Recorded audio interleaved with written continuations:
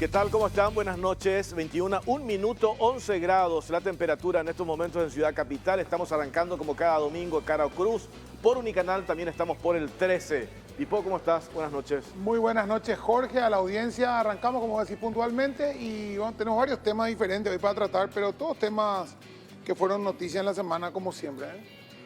Sí, señor. Esta semana, ¿dónde estuvo la noticia? Estuvo el tema IPS. Vamos a hablar con Stefan Rasmussen después, tema gobernanza. Plantea una solución, hace rato no él simplemente está, un parche, ¿verdad? Hace rato está con un proyecto y se postergó un montón de veces, por cierto, ¿verdad? Y políticamente a nadie le conviene el proyecto de los sectores que maneja el IPS, no les conviene lo que plantea Rasmussen. Quizás hay que hacer ajustes, cambios, discutiremos con él y hay que pulirlo, pero es una idea de innovar, de cambiar y de salir de ese siempre, ese mismo problema de IPS que tiene décadas. Después lo otro que hicimos nosotros hablar, pero con el director de aduanas se hizo imposible, estaba con un viaje. Esto que fue de vuelta una noticia a nivel internacional, el escándalo Imagen País por el suelo, el cargamento de cocaína en Bélgica, 5 toneladas. Y de vuelta la discusión que gira en torno a la necesidad de la compra de los famosos escáneres por parte de la Dirección Nacional de Aduanas. Y recordamos nosotros, a principios del gobierno de Mario Abdo Benítez, yo he hablado con uno de estos empresarios, va hasta el Palacio de López, le lleva la propuesta al presidente para la compra de los famosos escáneres y no solamente, el empresario por supuesto tenía la intención de venderlos, pero la forma de financiar, el plan de financiación para la compra de estos equipos. Vos sabés que el presidente directamente le ignoró a este empresario en particular. Una vez más. Una vez más. Entonces ahí nosotros la semana pasada nos preguntábamos cuando empezaron con el tema de la madera, al contaminar la carga que va a países de Europa, después con la pintura, con azúcar orgánica, ahora con paquetes de arroz. Hay un pronunciamiento de la Cámara de Arroceros del Paraguay, preocupados por esto, por lo que decíamos el otro día, todo el tiempo que a las empresas nacionales les cuesta conquistar mercados a nivel internacional y viene esta historia, la contaminación de las cargas. Y los canales rojos. Y entran al canal rojo y esto significa para el importador que compra allá afuera en los productos nacionales un sobrecosto. Cuando le genera ese sobrecosto dejan de comprar el producto nacional. Entonces nosotros nos preguntamos, ¿estamos ante una situación de desidia por parte del gobierno o complicidad? Porque si hace 4 años te llevaron la solución para darle un respaldo a la producción nacional, a las empresas consolidadas a la lucha que aportan al tan fisco, cacareada lucha contra el narcotráfico. y a Pues. eso tener la lucha contra el narcotráfico. Entonces tuviste la solución, te llevaron la solución y no hiciste absolutamente nada. Yo decía, pues sos cómplice. ¿Cuál es la El no hay otra viernes, explicación? el viernes recordábamos en el programa a la noche nosotros el famoso hecho de cuando cae el carbón, preguntamos por qué no hay Senat en los puertos y porque Yusio retiró a todas las Senat, los puestos de Senat de los puertos. ¿Y por qué? Y no, por una reestructuración de no sé qué historia, hace 1 año ya se retiró. O sea, esta historia tiene muchas aristas y el día que se pueda hacer realmente una investigación profunda, una vez que ya no estén los actores principales en los puestos de poder, se va a vislumbrar y se va a poder ver y se va a poder develar realmente la palabra qué es lo que pasó, cuál es la complicidad que hubo para que esta gente de a ultranza que sigue operando libremente, por lo que vemos, por más que algunos de sus actores estén presos en Tacumbú, siguen operando con el mismo esquema y cuántos containers de esto pasaron con la connivencia de ciertas autoridades. Y lo que decíamos nosotros, esto también confirma y demuestra el absoluto desprecio que tiene este gobierno hacia la industria nacional. Por un lado, nula reacción resultado en lo que respecta al combate al contrabando.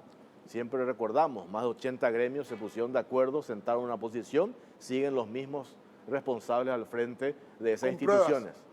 En flagrancia le pillaron, no han hecho absolutamente nada. Y ahora de vuelta con este tema de la contaminación de productos que tienen sello paraguayo, bandera nacional, no han hecho absolutamente nada. Entonces hay un desprecio. Y aunque a la gente no le gusta escuchar, también la persecución a la industria tabacalera. Por eso iba, por eso te decía, hay un desprecio hacia los aportantes al fisco, hay un desprecio hacia la industria nacional y a eso le sumas qué cosa. Lo que venimos insistiendo nosotros acá, la utilización de algunas instituciones del Estado para un fin estrictamente político interno dentro del Partido Colorado, y ahora no solamente las instituciones, sino se articulan leyes, como por ejemplo esta ley que se aprobó la semana pasada en el Congreso, que no es otra cosa. Ahí le dan el título para el control a las tabacaleras y a los clubes. En realidad el control para una sola tabacalera y a un solo club. Y esa persecución política por parte del gobierno para con ese sector genera daños colaterales. ¿Cuáles son esos daños colaterales? Los afectados, según leemos el articulado de esta ley aprobada la semana pasada, le afecta al kiosquero que vende cigarrillos. Por supuesto, para la CEPERLA va a ser cumplimiento imposible. Yo no me quiero imaginar cómo van a hacer cuando tengan que reglamentar eso. Entonces, hay efectos colaterales, terminan perjudicándole a ese distribuidor pequeño o vendedor pequeño del kiosco o la despensa. Y lo de los clubes, la misma historia. Entran todos los clubes de todas las divisiones. ¿Y te parece hoy en medio, acá en realidad, los clubes grandes, ¿cuántos son? 3 son clubes grandes, que, Sí, o sea, 5, 4, 5 ponele. Después el resto, ¿cómo van a hacerlo? No, pero hay una cosa, Jorge, para redondear nomás la introducción, ¿verdad? Es, primero que ya existía una reglamentación que le obligaba a esas instituciones, a esos clubes y a esas tabacaleras a informar. De alguna manera, otros se podía informar, se podía hacer lo mismo sin la ley. Segundo, como voy a decir, la ley es de un cumplimiento imposible. Son simplemente noticias que se generan para los medios de comunicación aliados, para los grupos de poder, que a la larga no tienen ningún efecto positivo. No va a mejorar el control, no va a haber más control, no va a funcionar, pero van a tener, pero le pegamos en el Congreso a fulano, le pegamos. ¿Para qué? Si en julio se van. En julio se va el 80% de este Congreso que tenemos. Y viene otra historia y otra configuración. Entonces, simplemente son noticias, titulares, derrota de fulano, las derrotas de fulano. Leía en un medio la otra vez digital, de poca monta, las derrotas de fulano enumerando. Como si eso va a variar algo en una interna, o eso va a variar algo en la interna para presidente de la Junta de Gobierno aún más, o va a variar algo en las generales. La gente que ya no vota Colorado, no va a votar Colorado luego. Y la gente que va a votar por un modelo, que es el modelo de Horacio Cartes, de Santi Peña, va a votar por ese modelo. Está podrido este modelo de los ABC Color, de la Última Hora, de los Hugo Velázquez, de los de Cire Masi. Está podrido. No quiere saber nada de lo de Efraín Alegre, ni aunque le hagan 17 leyes en contra. Sencillo es así. O sea, la suerte está echada. Y 2 cosas para ir con nuestro entrevistado. La confirmación del propio presidente de la República que fundió el Paraguay, por eso en un discurso en Lambaré le dice a Hugo Velázquez, a lo mejor si están enojados conmigo no me voten a mí, pero vótenle a Hugo para que sea presidente y vamos a recuperar Paraguay. ¿Qué hicieron estos 4 años? Recuperar ¿Quién tuvo estos 4 Paraguay. años en Paraguay? ¿Quién gobernó con estos 4 años en Paraguay? ¿De quién fue el Paraguay estos 4 años? Mío no fue, te garantizo. Leonor Colorado creo que no queda un funcionario más. Entonces, y la mayoría siempre la tuvieron en el Congreso, tuvieron mayoría en el Ejecutivo, el Poder Judicial, permitime que dude.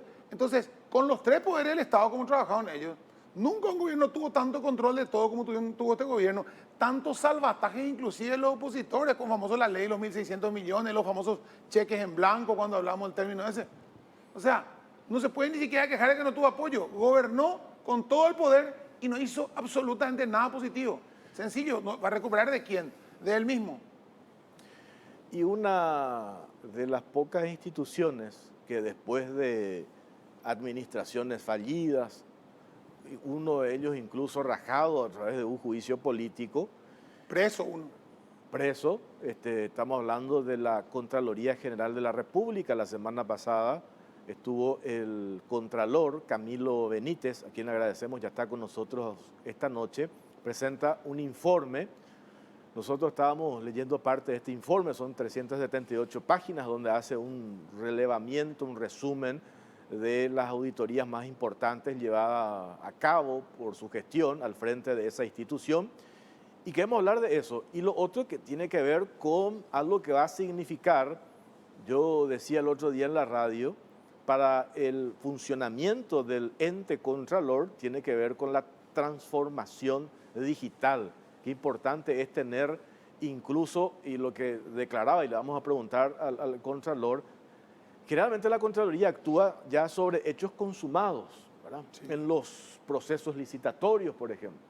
Entonces, ¿qué necesitamos para que la Contraloría ya haga una especie de monitoreo previo y actúe antes de que se consume el hecho de las negociaciones, del fato, el negociado, lo que fuese, ¿verdad? Entonces me parece importante ir entendiendo qué es lo que va a significar, por un lado, lo de la transformación digital y por otro lado, cuál es la herramienta. Necesitamos hacer una modificación, una nueva ley para darle algunas atribuciones a la Contraloría General de la República. Como en otros países, la Contraloría incluso tiene la fuerza hasta de imputar, ¿verdad? Y acá nosotros, ¿por qué no? ¿Verdad? Se remite una cantidad de informes al Ministerio Público, el Ministerio Público tiene que empezar de cero otra vez a hacer ese trabajo de auditoría, de investigación que ya hizo el ente Contralor, y de eso queremos hablar con Camilo Benítez. ¿Cómo estás, Contralor? Buenas noches. Buenas noches, Jorge, Pipo, encantado de estar con ustedes. Este informe que hiciste, ¿hay una obligación tuya de ir cada año a presentar una evaluación de lo que fue la gestión de la Contraloría? Así es, nosotros tenemos dos mandatos constitucionales y legales. El de mayor relevancia es la presentación del informe y dictamen que se hace a finales de agosto sobre la ejecución presupuestaria del año anterior. Eso está en la Constitución Nacional y es, digamos que, el trabajo de mayor relevancia de la Contraloría todos los años. Todas las auditorías que comienzan en octubre, noviembre, terminan en agosto, ¿verdad? Y ese informe se presenta ante el Congreso. La ley orgánica también nos impone la obligación de presentar una memoria, que es como un informe de todas las auditorías que se realizaron el año anterior, que es lo que se hizo la semana pasada y que obviamente también presentamos a la ciudadanía para que puedan ver todos los trabajos. Fue muy importante porque, como en todo el mundo, los organismos de control tuvieron un destaque importantísimo con los gastos COVID, ¿verdad? Y esta memoria tiene mucho que ver con eso. Sí.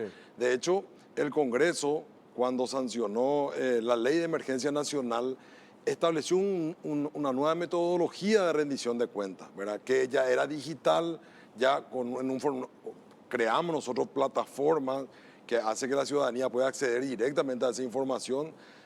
Justo estábamos trabajando en algo relativo a las rendiciones de cuentas de Fonacide, royalties y viáticos, y se ató con esto, y eso hizo que muchísimos informes pudieran servir en tiempo real en su momento, ¿verdad?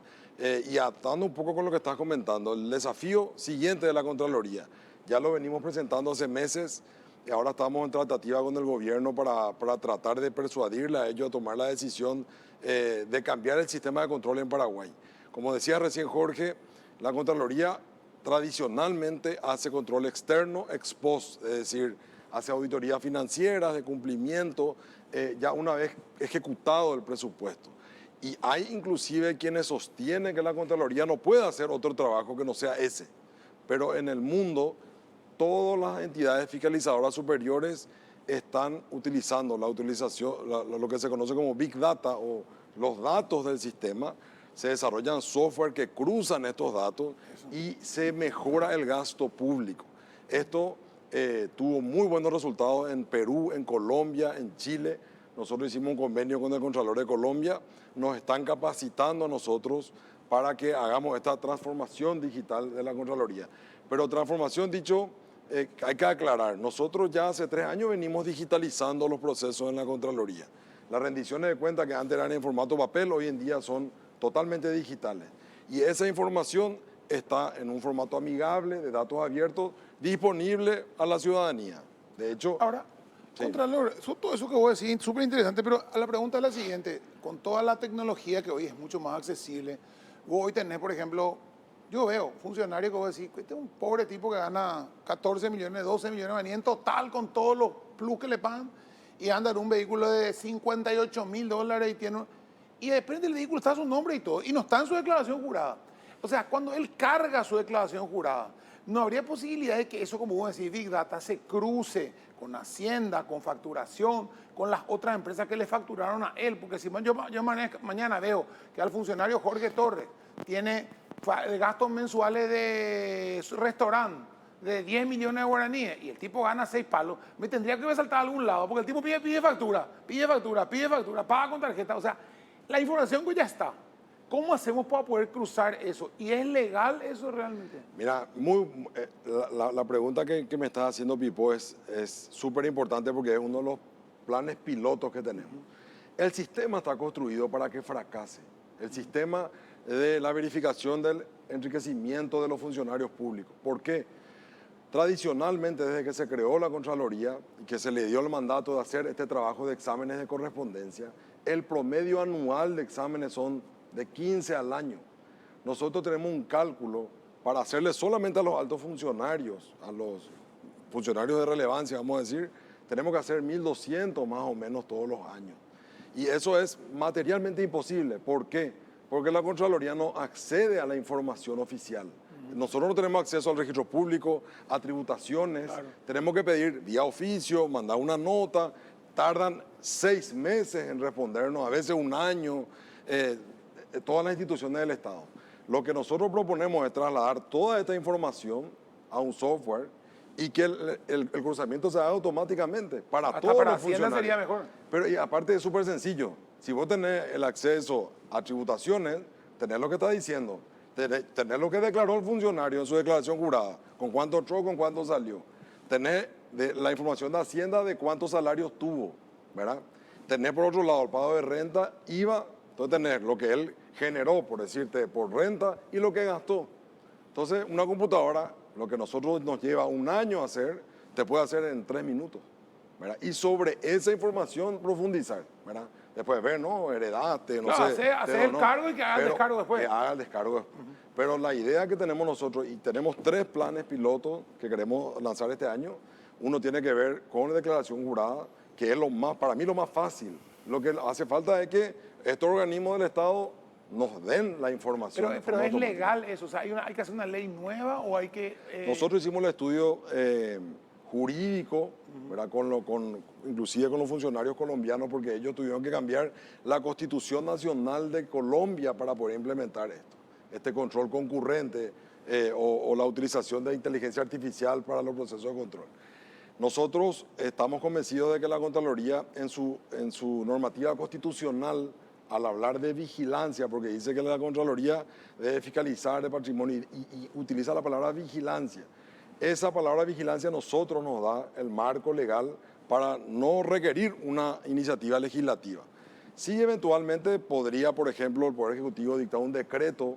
Esta semana justamente tenemos una reunión con el ministro Hernán Uteman y con los ministros que tienen vinculación con esto, con el director de la DNSP, con el ministro de Hacienda, con Óscar Orué, para ver cuál es el camino. Pero ellos tienen que tomar la decisión política de transferir esta información, ¿verdad?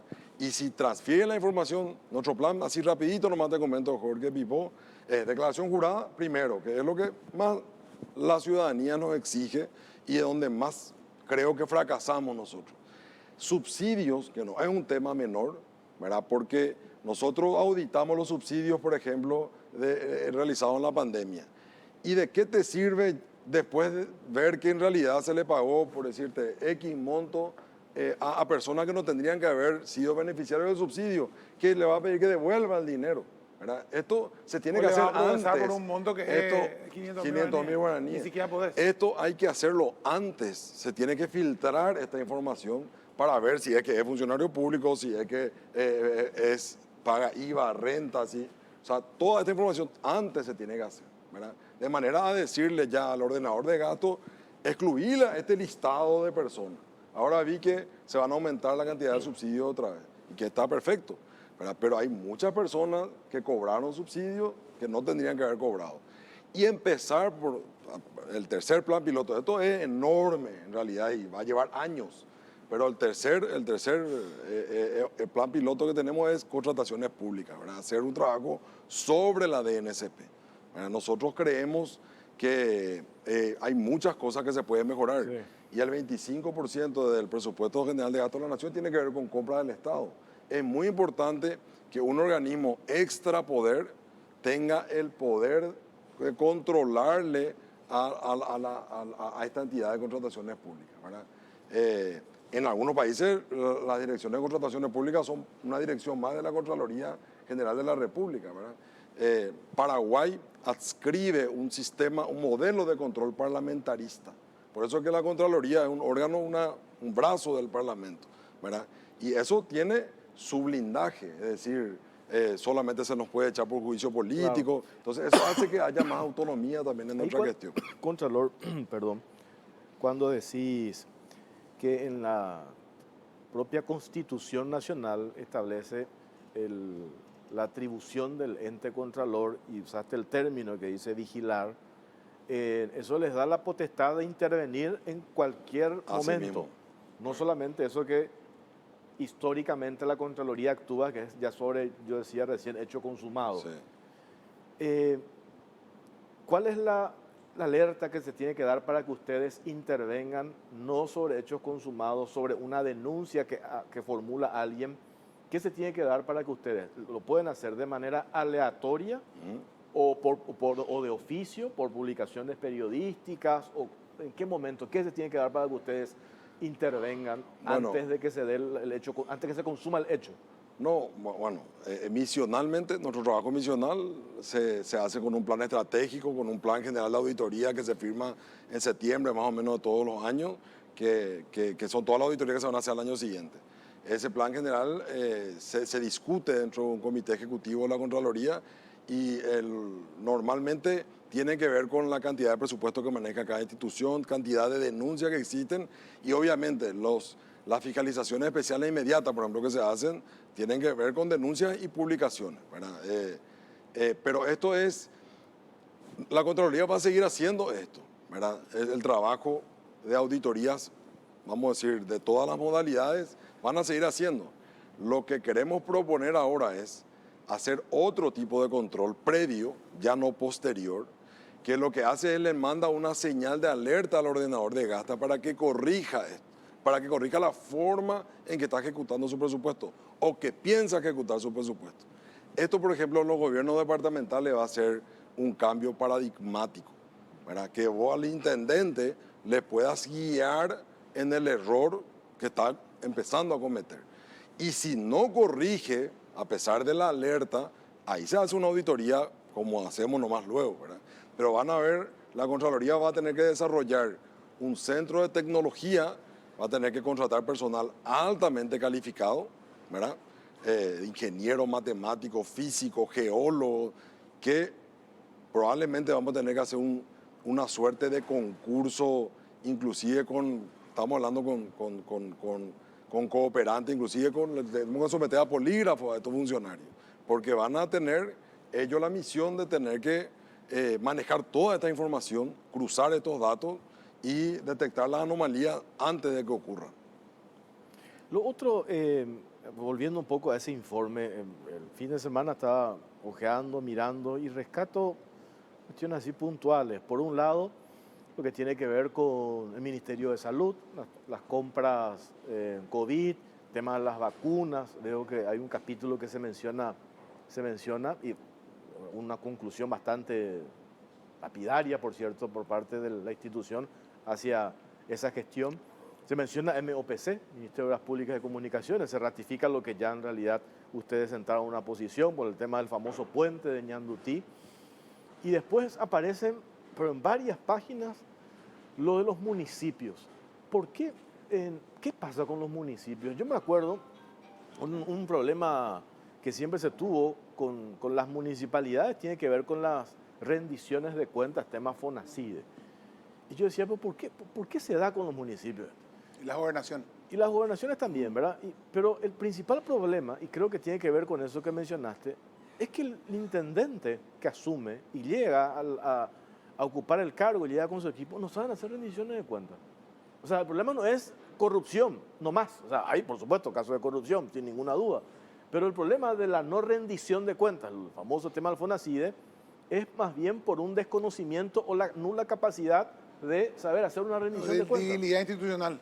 ¿Cómo? De debilidad institucional. Claro, no saben hacer los tipos de y súmale a eso con los municipios chicos, que no pueden ni siquiera contratar personas calificadas que le puedan asistir al intendente a poder pero por otro lado están recibiendo fondos multimillonarios, por más chico que sea. Este es uno de los problemas que más recurrentes de la Contraloría. la descentralización, o vamos a decir, los gobiernos departamentales, municipales, no ejecutan más del 3 o 4% del presupuesto, ¿verdad? Pero el 90% de las denuncias que nosotros tenemos tienen que ver con ello, porque manejan dinero muy sensible de alimentos escolares, de construcción de escuelas, y eso la gente está controlando permanentemente. Por eso justamente habíamos presentado este proceso de digitalización de las rendiciones de cuentas. ¿Por qué? Porque era imposible que nosotros podamos controlar las más ya hoy de 270 municipios y 17 gobernaciones todos los años, ¿verdad? Entonces tuvimos que activar, innovar y hacer que la ciudadanía controle con nosotros. Por eso es que hoy desde el celular vos podés entrar a tu municipio y ver toda la rendición de cuentas de toda la ejecución presupuestaria del municipio, escuela por escuela, ¿verdad? En un formato amigable que la gente entiende. Y eso le sirve mucho. Cuanto más nos controlan, mejoramos nosotros también nuestra conducta, ¿verdad? Hay obviamente de todo, pero la mayor cantidad de casos que yo veo es una falta de funcionarios que tengan la capacitación para poder hacer que la gestión municipal sea buena, especialmente en los municipios más pequeños, ¿verdad? Ahí tenés el caso que creo que varias veces mencionaste, lo que pasó en Central, cuando se carga toda esa información que tiene que ver con información pública, el tema de las facturas, rendiciones, ¿cómo salta? Salta porque alguien entró y vio que ahí había una factura que no coincidía. Porque o sea, la dueña de la factura dijo que Claro. ella nunca había dado esa por eso. factura. O sea, esa es ¿Verdad? una muestra, digo, de Eso de es, cómo funciona, ¿verdad? es categórico.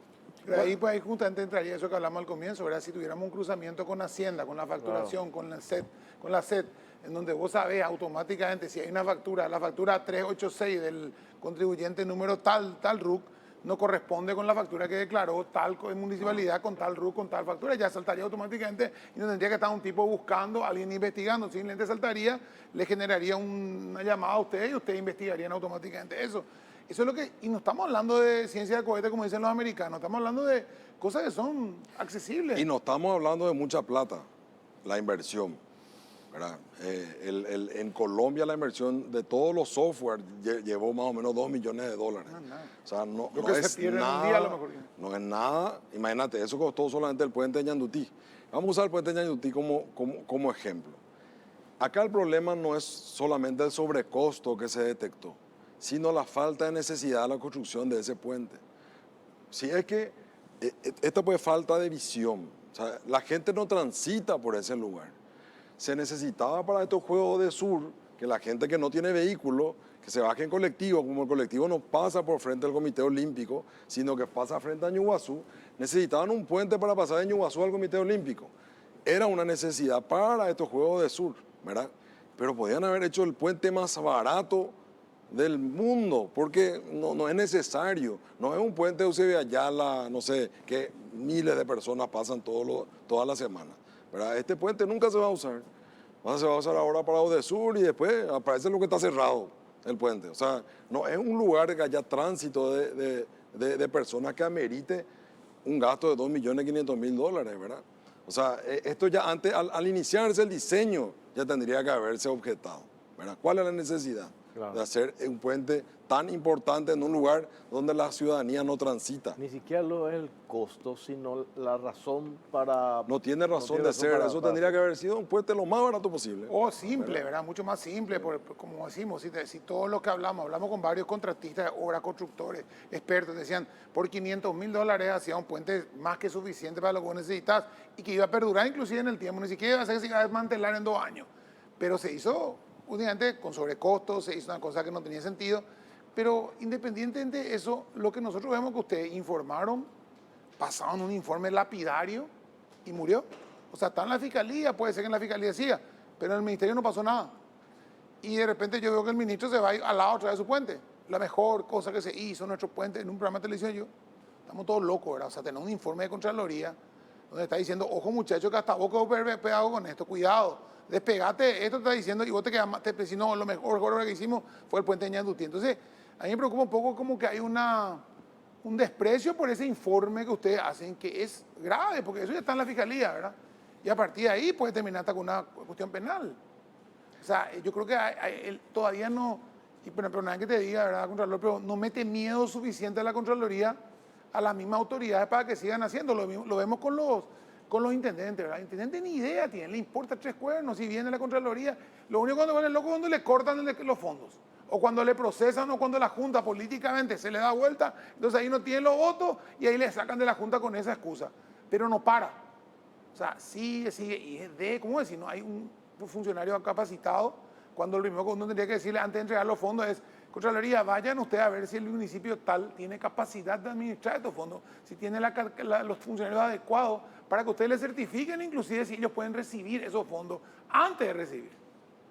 No, y encima, con relación a los gobiernos departamentales y municipales, la descentralización es súper importante. Sí. Yo veo eso, porque cada intendente sabe que la necesidad de su gente, ¿verdad?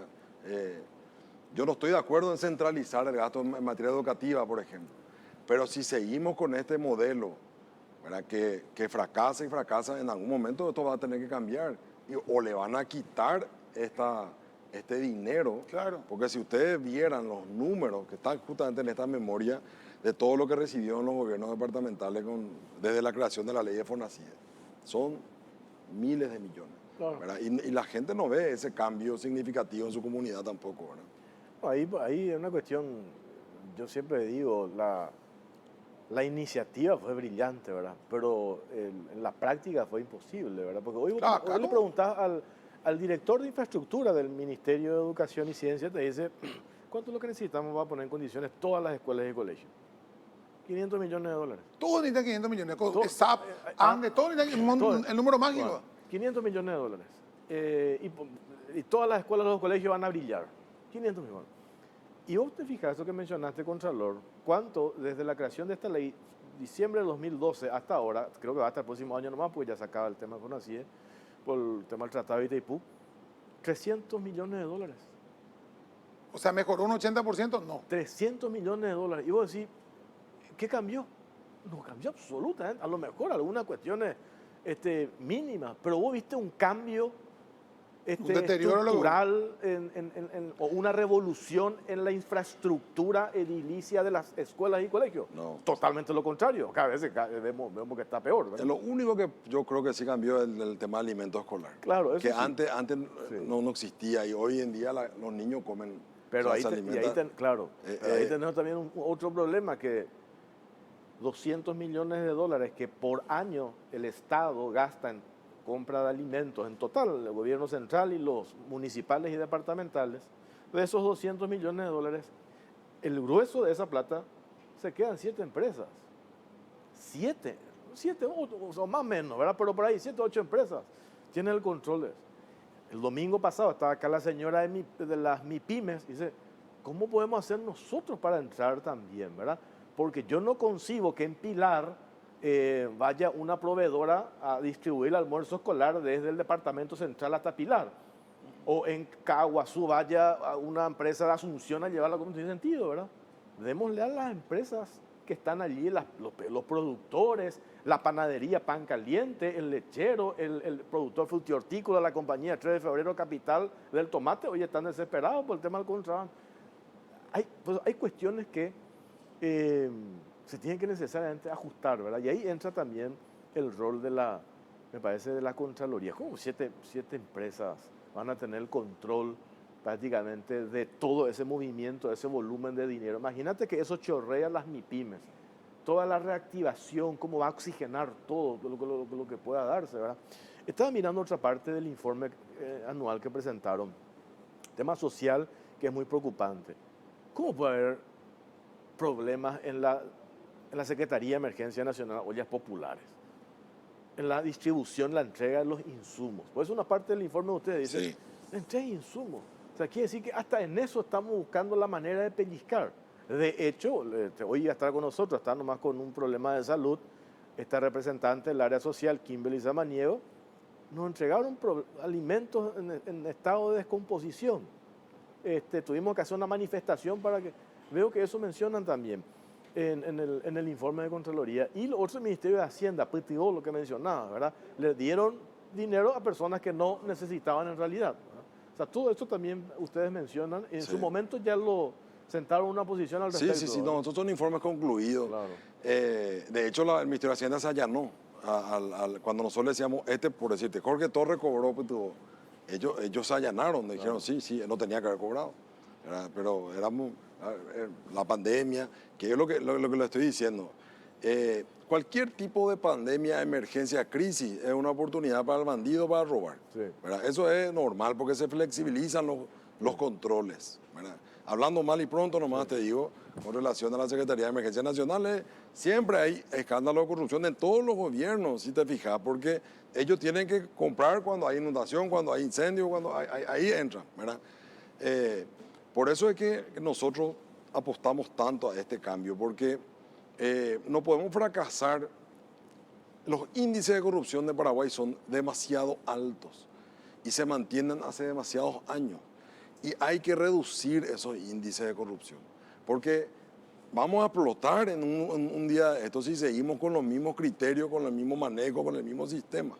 Por eso es que apostamos a este proyecto de tecnología, de hacer que se invierta en tecnología y que la computadora haga el trabajo del ser humano. Quiero hablar de eso a la vuelta de la pausa, lo que implica lo de la transformación digital. Estamos hablando, necesitamos mejorar el presupuesto, necesitamos una nueva ley. ¿Qué va a significar eso? A la vuelta de la pausa hablamos. Con mucho gusto.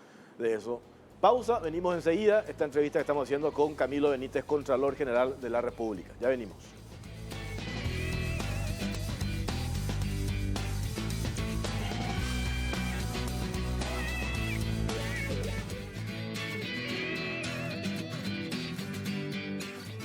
Seguimos en Cara o Cruz, estamos en vivo y en directo, Contralor General de la República. Transformación digital, ¿qué? Eso es una iniciativa de ustedes. ¿Pues esto va a significar? ¿Tenemos que comprar algo? ¿Tenemos que recursos? ¿Cómo es eso? No va a significar un aumento significativo de nuestro presupuesto, como quizás se pueda pensar. Se va a tener que desarrollar. Primero, una decisión del gobierno que va a tener que tomar, ¿verdad? Tenemos esta semana reuniones con el ministro Hernán Uteman. Él está muy comprometido con este proyecto y hablo mucho con él para que ellos tomen la decisión de trasladar esta información del Estado paraguayo a unas plataformas digitales que hagan este trabajo de cruzamiento. Nosotros tenemos, por decirte, 2 o 3 opciones de financiación. Uno es Itaipú, que de hecho fue quien nos financió a nosotros el proceso de digitalización de las rendiciones de cuentas. Puede ser el MITI, que tiene un presupuesto de $100 millones para la agenda digital. Y este es un proyecto que está muy apoyado por el BID, por el Banco Mundial en el mundo. O sea, entonces, yo hablé con la gente del BID y ellos también están tratando o haciendo un poco de lobby con la gente del MITIC para que puedan invertir en esto. No es mucho dinero, como le decía... Pero el ahorro que se va a generar esto, Contralor... Es enorme, enorme. Porque no se puede controlar la tecnología. O sea, ya y después hay una transformación interna dentro de la Contraloría también. Los procesos de auditoría también tienen que ser automatizados. Nosotros ahora, la semana pasada, estuvimos peleando nuestra ampliación presupuestaria para pago de bonificación. La bonificación se le paga al auditor por trabajo realizado. Eso tiene que también estar automatizado. Es decir, ellos tienen que terminar en plazo para que puedan cobrar su bonificación, ¿verdad? Y toda esa transformación también es interna nuestra.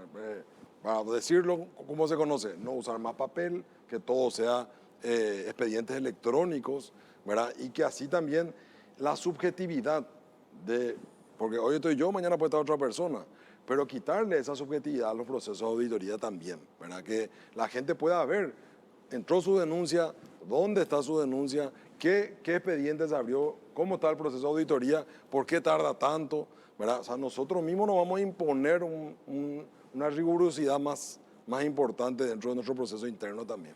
Lo otro que yo, siempre hablamos como con hoy la Contraloría, mencionamos al inicio, algunos salieron de juicio político, terminaron en la cárcel, y cómo se prostituyó esa institución, al punto de que se hablaba de que venían auditorías a medida, que esas auditorías tenían precio, y también se desmitificó aquello de que el que está al frente de la Contraloría tenía que ser de un signo político contrario.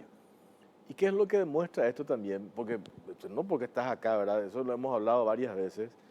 En tu gestión diste señales, por eso te eligieron, ¿verdad? Porque, te reeligieron. Te reeligieron, porque claro, él diste señales y le devolviste esa institucionalidad a la Contraloría. Eso me parece importante, ¿verdad? Porque hoy tiene un valor importante lo que diga la Contraloría. Anteriormente, lo decía la Contraloría y no, se perdió la confianza. Por eso es tan importante que nosotros siempre decimos la importancia de crear institucionalidad y mantenerla. Blindarla. Porque mañana, como decís, te vas. Puede venir otro que tiene que seguir la misma línea, o lo contrario, el retroceso que va a significar. Y el ente contralor para un país como el nuestro, con elevados índices de corrupción, es de vital importancia. Y ahí voy con la siguiente pregunta, un reclamo que siempre hacen desde esa institución. Esas auditorías que llevan adelante, ustedes ven la presunción de hechos punibles y remiten al Ministerio Público. Sí. ¿Se sigue dando esa diferencia tan grande o esa falta de entendimiento de que ustedes remiten 200 informes y en realidad se abrieron causas por 30? ¿Se da eso o avanzamos un poco en eso? Yo no quisiera opinar sobre otra institución, ¿verdad? Primero, el Ministerio Público tiene una labor muy distinta a la Contraloría. Ellos son los titulares de la persecución penal y tienen muchos frentes, ¿verdad? Sí te diría que nosotros remitimos una cantidad muy grande de denuncias, especialmente de municipios y gobernaciones, y hay en cuanto a esas denuncias muy poca cantidad de imputaciones, ¿verdad? Yo no sé qué tenemos que cambiar. Yo creo que antes todos los informes se remitían así directamente.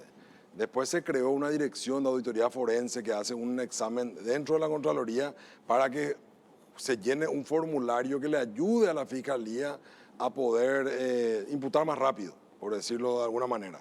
Porque antes los informes se remitían directamente y yo tenía que leer todo, era un trabajo muy arduo. Desde la creación yo no sé si no, hasta a veces tengo la duda si volver otra vez hacia atrás no sería mejor, porque a mí me quita más responsabilidad remitir todo al Ministerio Público, ¿verdad? De hecho, nosotros por la Constitución y nuestra ley orgánica somos personalmente responsables por los hechos punibles que no denunciamos. Y esa es una carga muy pesada para el funcionario mismo, para el auditor, ¿verdad? Porque suponete que el jefe del auditor le dé una orden de que él no denuncie algo, él es personalmente responsable, ¿verdad? Pero no sé, tendríamos que trabajar. Nosotros tenemos alianza con el Ministerio Público, tuvimos casos muy fuertes, pero tenemos que ver la forma de mejorar. Como lo que dijo Pipo hace rato, hay un tema importantísimo para la Contraloría, 100% credibilidad.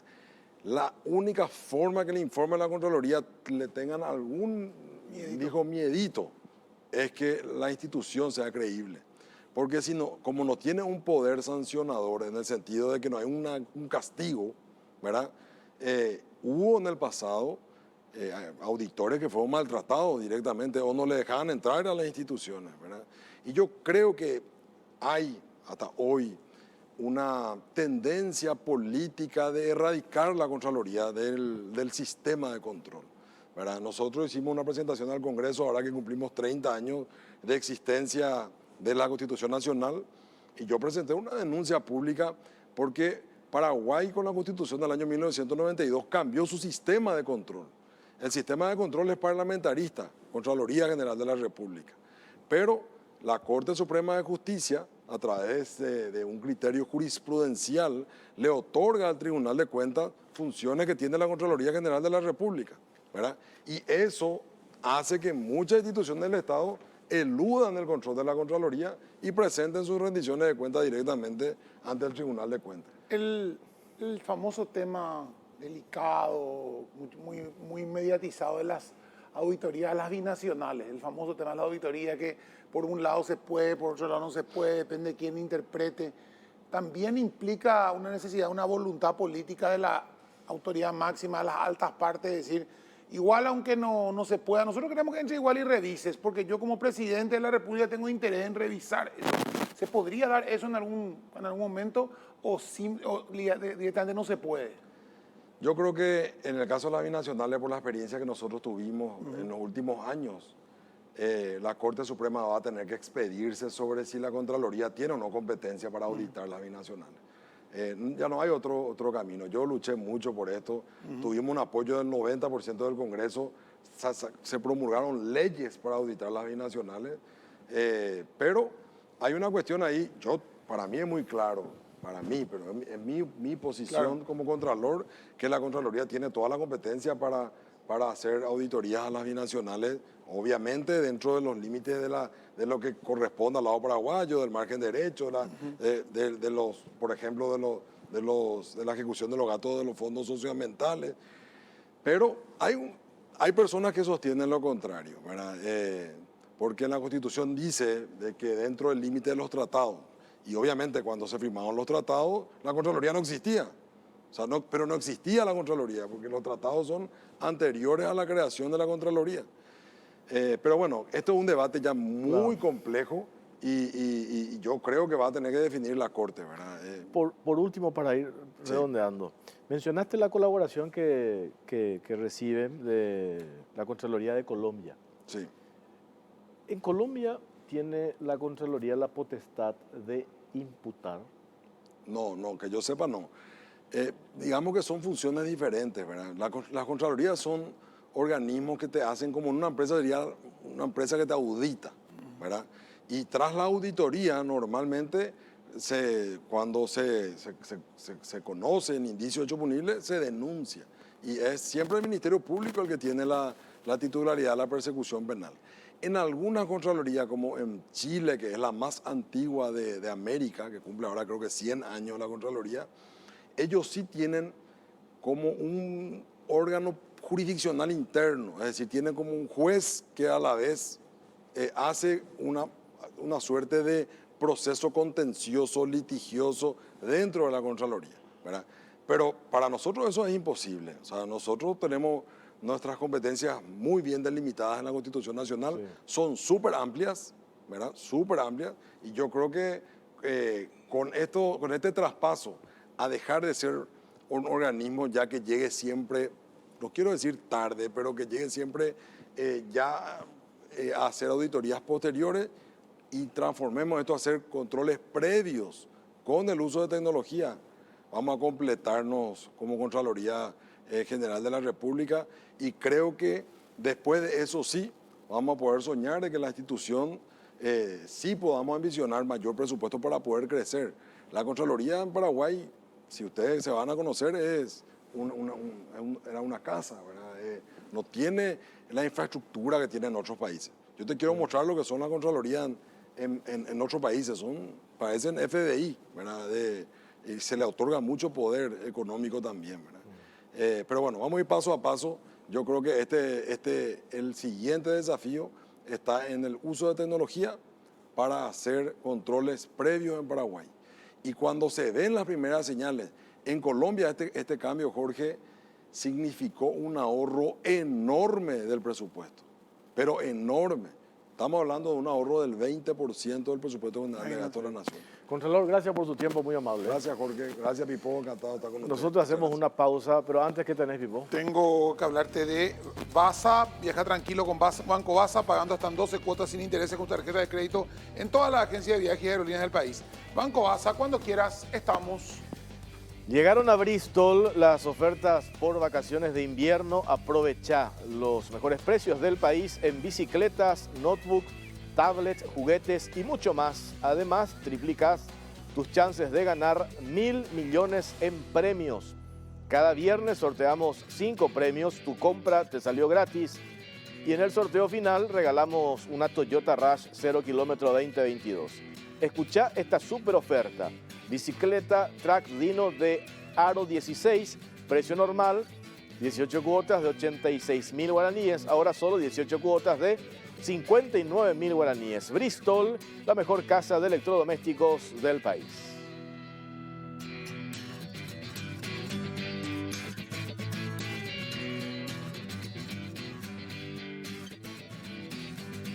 Bueno, seguimos en Carao Cruz, estamos en vivo y en directo. Vía Zoom está con nosotros el senador de Patria Querida, Stefan Rasmussen. ¿Qué tal, senador? ¿Cómo te va? Buenas noches.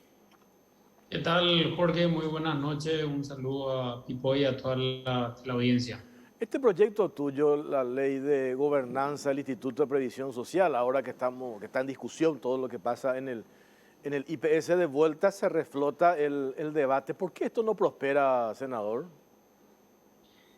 Bueno, ahora logramos que entre nuevamente en plenaria para el 4 de agosto en 3 semanas. Un proyecto de ley que presentamos ya hace un año y medio. Básicamente lo que planteamos es que se cambie la forma de elección de los consejeros, que actualmente se designan todos a través de decreto presidencial. Y lo que planteamos es que los mandantes, los cotizantes, los aportantes, obrero, patronal y los jubilados y pensionados elijan a su consejero a través del voto directo. Bueno, y básicamente tiene mucha resistencia porque evidentemente es un cambio de estructura de poder dentro del IPS que obviamente está manejado por el partido político de turno, ¿verdad? El partido político y obviamente los allegados al partido político, ¿verdad? Entonces lo que nosotros buscamos es que los consejeros realmente sean representantes de cada uno de los sectores, ¿verdad? Del obrero por un lado, del patronal por otro lado, y de la patronal y por otro lado de los jubilados y pensionados. Tiene que ser, parece que reactivo, senador, porque cada vez que pasa algo grave, se acuerdan de tu ley, se acuerdan del proyecto, nos acordamos todos, porque después pasa esto, se termina, se cambia de tema, cambia la agenda y ya nos olvidamos otra vez, se queda tu proyecto ahí como mirando. Pero el proyecto de Rasmussen, acordate que está, y está bueno el proyecto, o sea, aunque sea por lo menos para discutirlo, ¿verdad? Y para sentarse entre todos los que tienen que ver con esto y decir, es bueno, es malo, habría que cambiar esto, ¿por qué no ponemos lo otro? Y ir diseñando un IPS a futuro, ¿verdad? Que realmente cumpla con lo que tiene que cumplir y deje de tener estas falencias tan graves que tiene. Así mismo, lastimosamente el servicio, la mala calidad del servicio es algo permanente que no cambia, ¿verdad? Y de hecho es como la cuarta o quinta vez que está en el orden del día.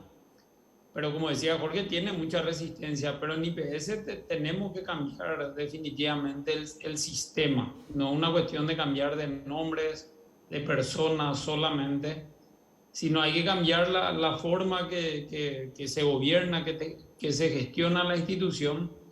Y bueno, esta es una idea en concreto. De hecho, esto no es algo inventado, digamos, de parte nuestra. Se trabajó con todos los sectores. Esta es una idea que se realizó o que ya está vigente hace varios años en Uruguay. Y es una réplica de muchas otras instituciones intermedias donde, digamos, cada uno elige a su mandante, al directorio, al consejo, en este caso, el consejo de administración, y que el aportante tenga ese voto, ¿verdad? Hoy en día nadie sabe quiénes son los consejeros, ¿verdad? Entonces, al no saber quiénes son los consejeros, obviamente muy poco también se puede reclamar una buena gestión, ¿verdad? Entonces la idea es que haya candidatos y que uno vaya a elecciones, así como elige intendente, presidente, diputados, senadores, obviamente solamente los aportantes que estén en el padrón y que vayan a elegir a sus consejeros y desde ahí que después esos mandantes puedan reclamar a esos consejeros un mejor servicio, una mejor gestión. Yo entiendo cuando se trata este tema, hay como un temor a modificar estructuralmente. Algunos hablan incluso de la necesidad, hace rato teníamos que cambiar la ley orgánica del Instituto de Previsión Social, pero una vez que esto se presenta, se trata, se tiene que debatir. Leía hace poco un comunicado del propio Consejo del IPS cuestionando uno de los aspectos que contempla la ley que presentaste, senador, que tiene que ver con las presidencias rotativas. Y ahí ellos dicen, eso podría truncar planes, proyectos plurianuales de ese presidente que llegó. Eso podría ser una dificultad, crear incluso quienes tienen que nombrar a ese presidente que llegó, a gente de su confianza, de su entorno, podría generar una inestabilidad interna, etcétera, etcétera. Puede ser que tengan razón, pero por eso es importante que esto se debata y hacer esos ajustes en todo caso, que los integrantes hoy del Consejo mencionan y dicen que va a ser muy difícil que se aplique, que se lleve a la práctica, que se aterrice este proyecto. Bueno, ahí hay varias cuestiones. Lo primero que obviamente los consejeros van a estar en contra del proyecto de ley, ¿verdad? Porque va directamente a cambiar la forma que son electos, ¿verdad? Hoy los consejeros son designados por decreto presidencial y lo más preocupante es que si uno de los consejeros, y esto he contado por los propios consejeros, toma una decisión contraria a la que tiene que tomar, digamos, a la que está como predeterminada, ¿verdad? Esa tarde es destituido y es cambiado, ¿verdad? Por el presidente de la República, ¿verdad? Entonces, eso por un lado, ¿verdad? O sea, evidentemente va a haber resistencia por parte del IPS, por un lado. Por otro lado, se cambia la lógica de la presidencia. Esto que dicen no es tan así. Primero porque el presidente de IPS cambia prácticamente cada un año, ¿verdad? O cada año y medio, ¿verdad? Entonces, que la presidencia de IPS cambie, sea rotativa, obviamente no va a cambiar demasiado lo que ya es luego la realidad, ¿verdad? Y lo otro es que se le saca, de hecho, atribuciones a la presidencia, como está actualmente, y el presidente se vuelve un par, digamos, un primo inter pares, digamos, ¿verdad?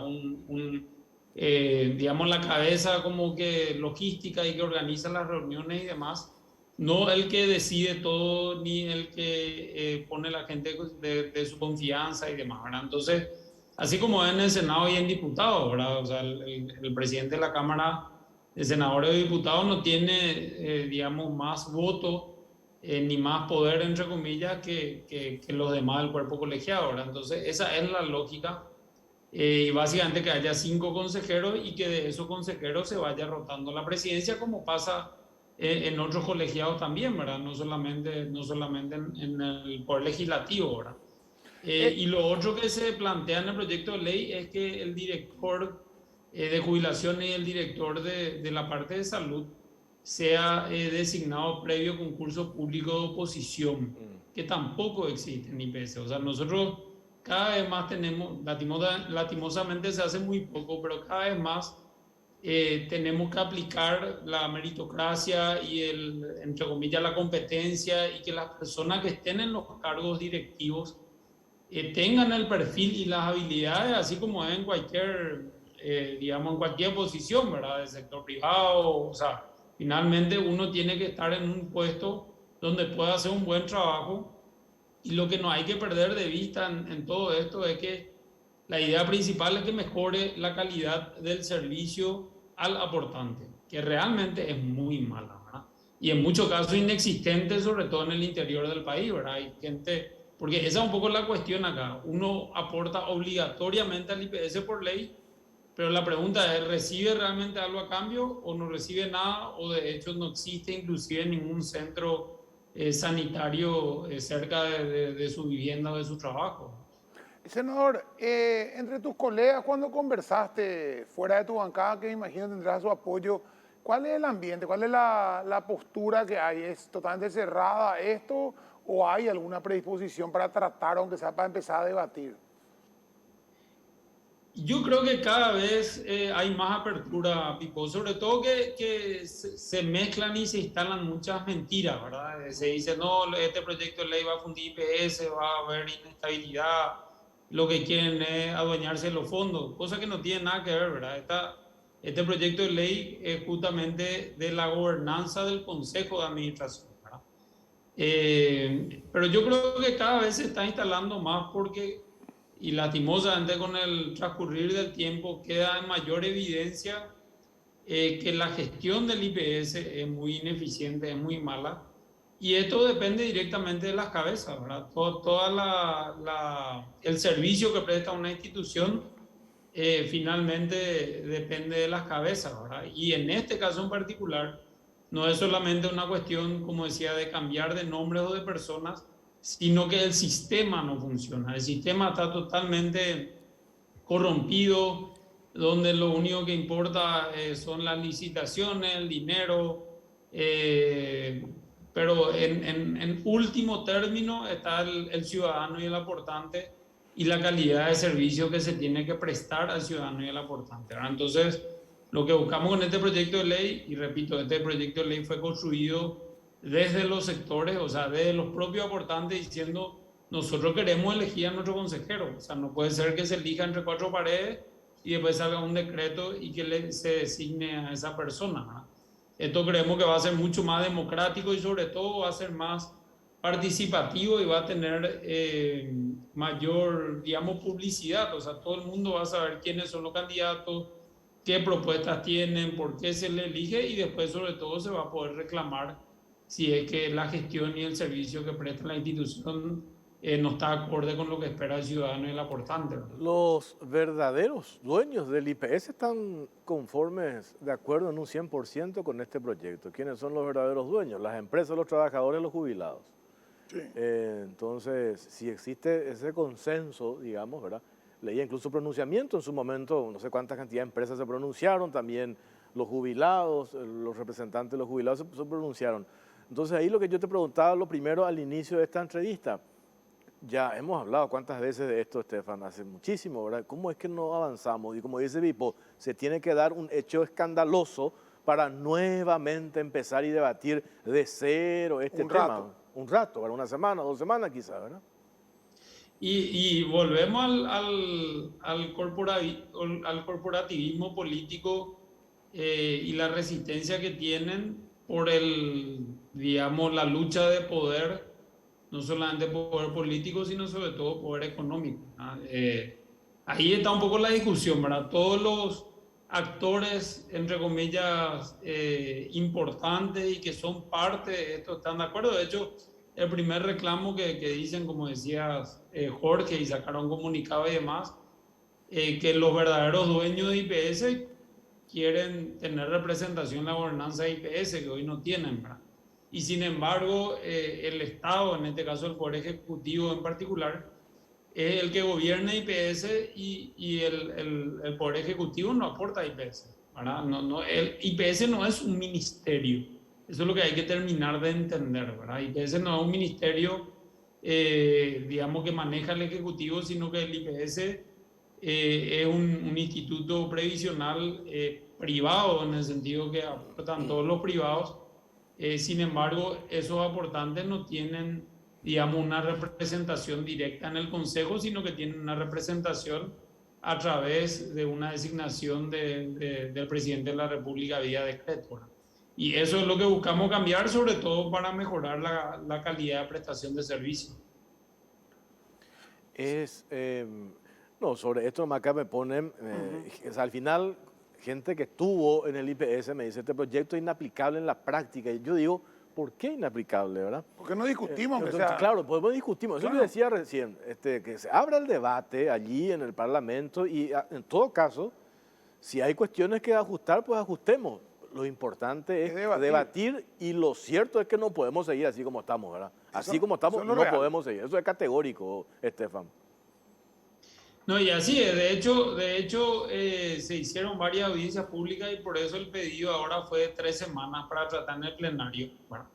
Para dar tiempo también a hacer otras audiencias públicas, pero nadie trae modificaciones, ¿verdad? La verdad de la cuestión es que muchos pelean por el status quo y que quede tal cual está.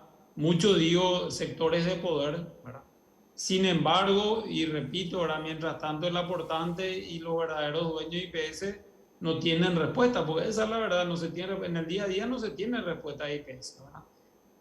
Por lo menos la respuesta que uno espera, y el aporte es importante, ¿verdad? O sea, uno aporta el 25,5% en total entre el obrero y el patronal, de un salario mínimo, ¿verdad? Entonces es un aporte bastante sustancioso para no tener ningún tipo de respuesta o para tratar de, bueno, podemos contar un millón de anécdotas, ¿verdad?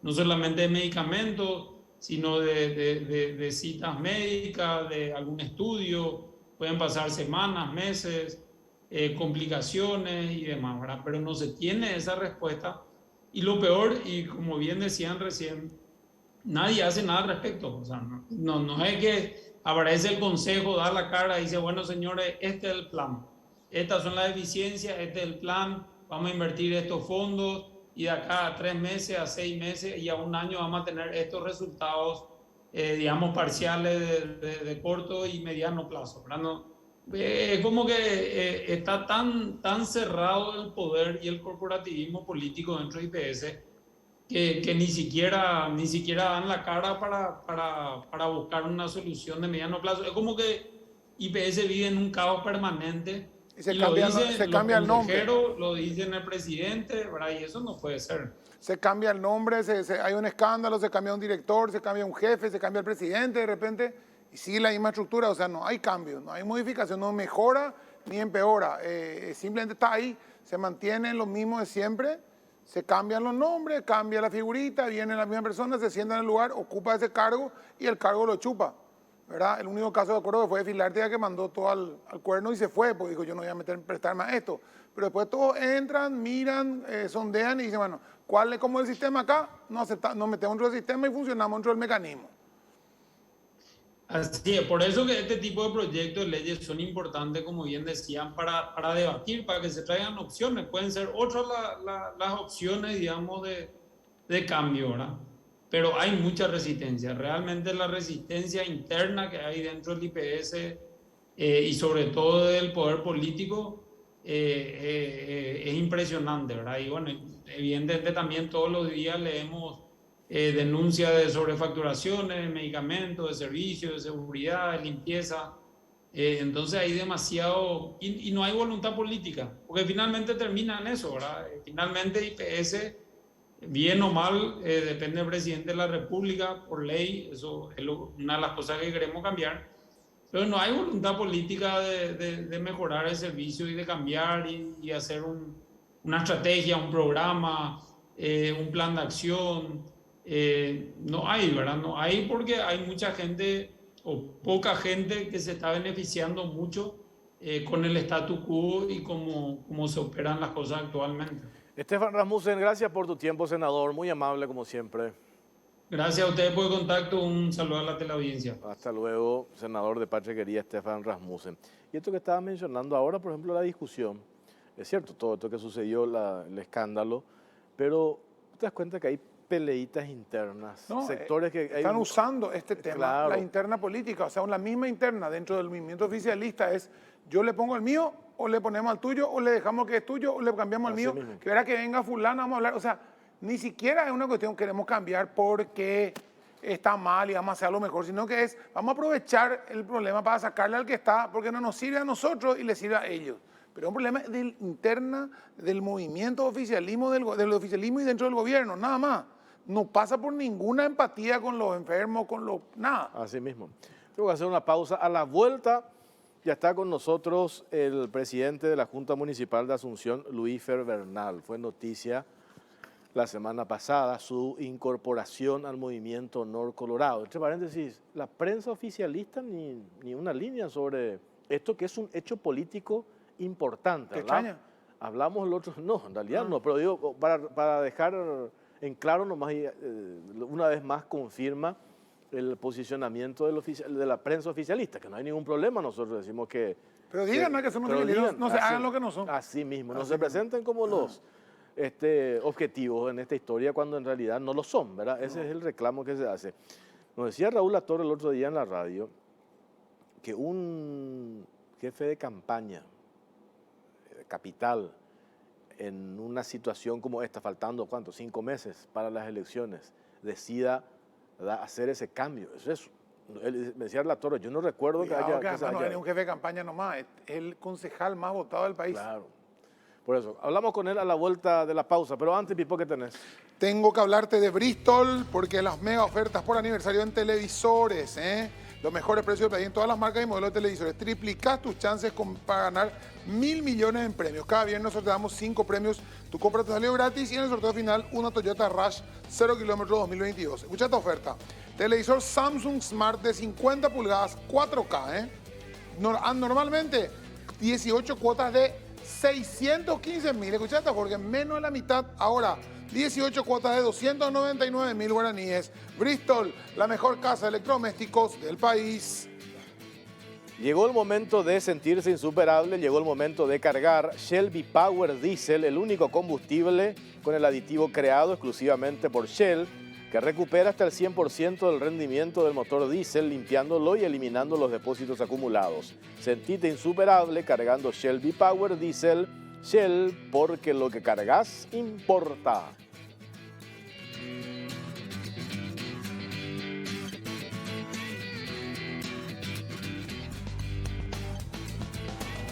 Seguimos en Carao Cruz. Pipo, ¿este vino dónde es? Estos son vinos de labarra.com.br, donde una variedad increíble de bebidas de todo tipo, alcohólicas, no alcohólicas, para comprar online a los mejores precios.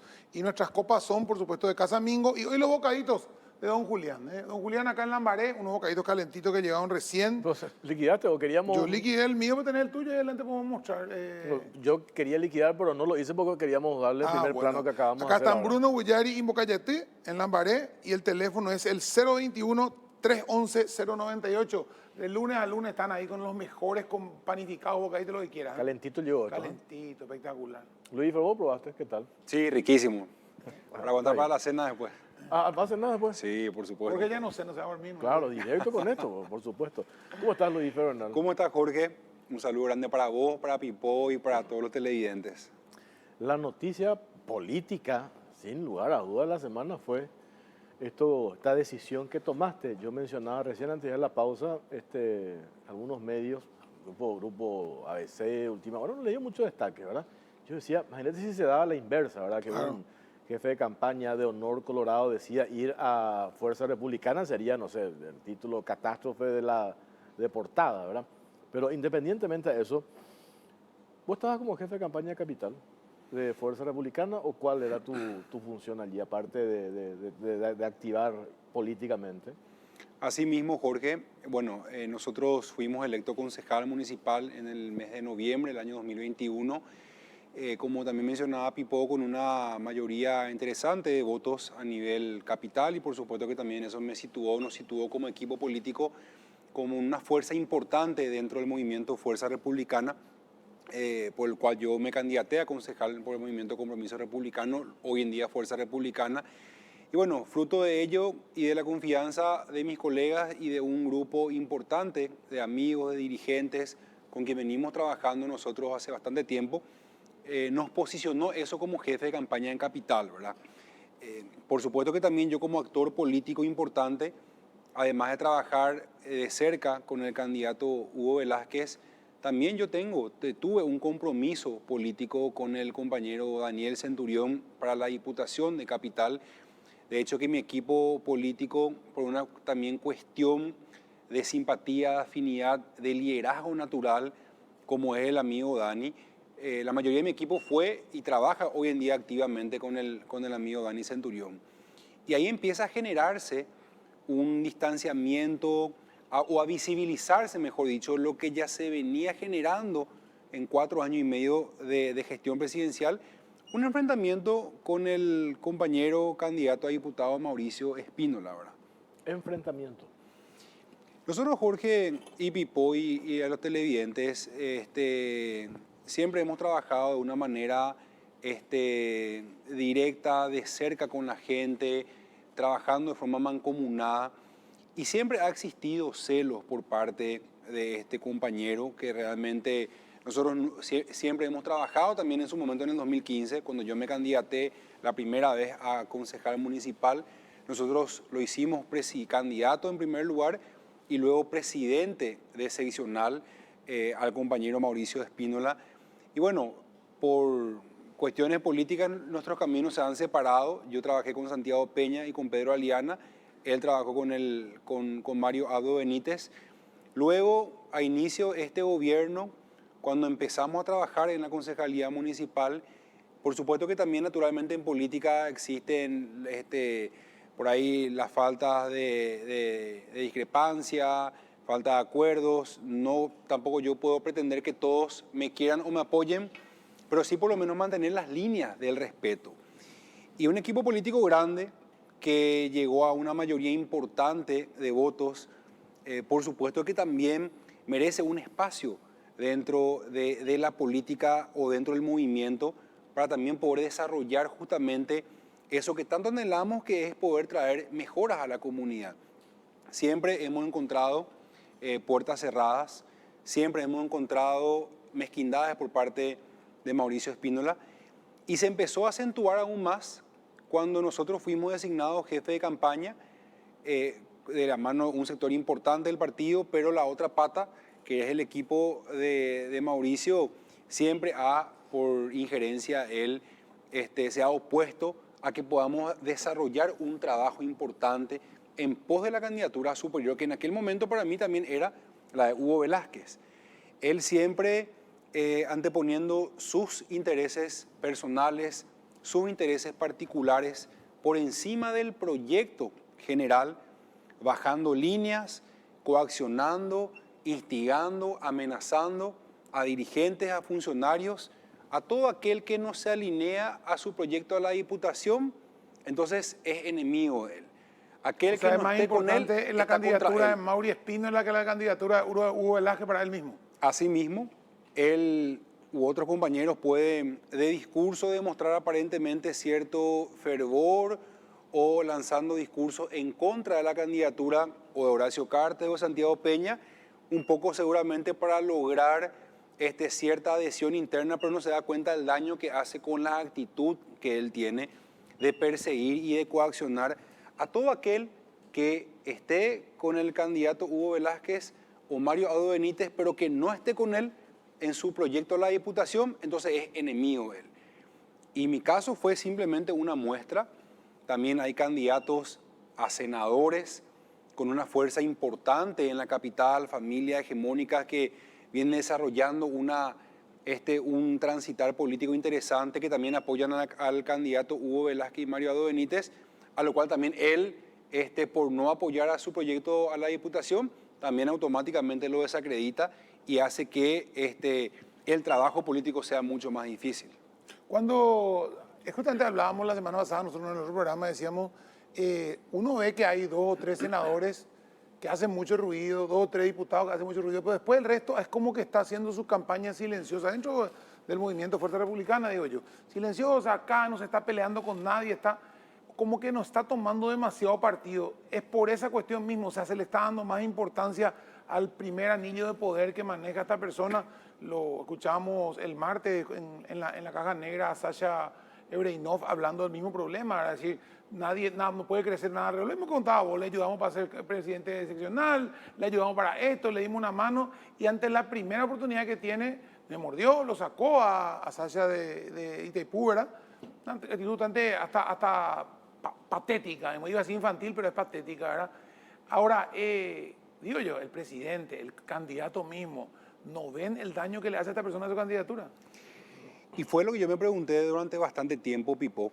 En mi caso particular, también un caso a lo que también mencionaba Sasha Ebreinov. Nosotros llegamos a la presidencia de la Junta Municipal por un acuerdo del movimiento, hoy en día Fuerza Republicana, también con los demás partidos de la oposición, el Partido Patria y el Partido Encuentro Nacional. Un poco también con una visión en conjunto de delinear ciertas acciones y estrategias, una hoja de ruta en conjunto para poder desarrollar para la ciudad de Asunción. Por un internismo entre este señor, la Junta Municipal también se vio un poquito amenazada en su momento en una inestabilidad política que él crea, intentando hacer un juicio político a mi persona y al vicepresidente Álvaro Hurtado, con quien venimos desarrollando, vuelvo a mencionar, una hoja de ruta pensando en mejorar la ciudad de Asunción también con la intendencia municipal.